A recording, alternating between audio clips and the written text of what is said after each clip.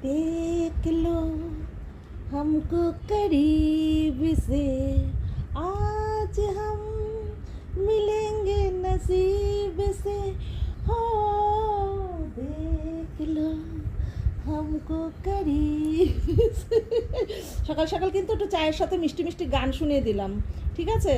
চাও খাও না, তোমরাও খাও, আমিও খাচ্ছি অনেক কাজে।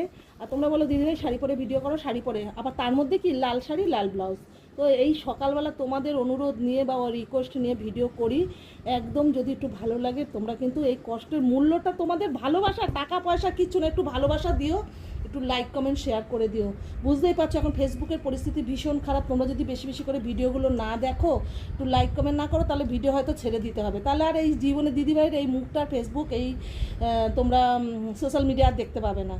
তো প্লিজ এটাই রিকোয়েস্ট, তোমরা একটু ভিডিওগুলো দেখো। ভিডিওগুলো অনেক কষ্ট করে বানাতে হয়। সাত সকালে সং সেজে, মানে সঙ্গই বলতে হয়, এইভাবে সেজে গুজে কারো ইচ্ছে করে গরমের মধ্যে রান্না বান্না কাজকর্ম কিচ্ছু হয়নি, শাড়ি কাপড় পরে সেজে গুজে ভিডিও তোমাদের জন্য বানাই, তোমরা রিকোয়েস্ট করো।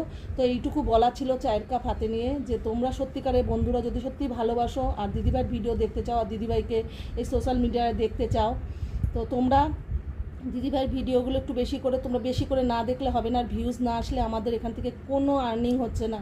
তো তোমরা একটু বেশি বেশি করে লাইক কমেন্ট শেয়ার করো, অন্যকে দেখার সুযোগ করো, আর একটু বেশি বেশি করে ভিডিওগুলো শেয়ার করো। তো এতটুকু ছিল। আর তোমরা একটু চা খেয়ে সকাল সকাল উঠে যাও। গুড মর্নিং, সবার লাস্টে গুড মর্নিং, সরি মনের অবস্থাটা ভালো নেই। তো চাটা খুব ভালো আছে, তাহলে দিনটা আমার অবশ্যই ভালো যাবে। তো চলো নেক্সট ভিডিওতে আবার অবশ্যই দেখা হবে।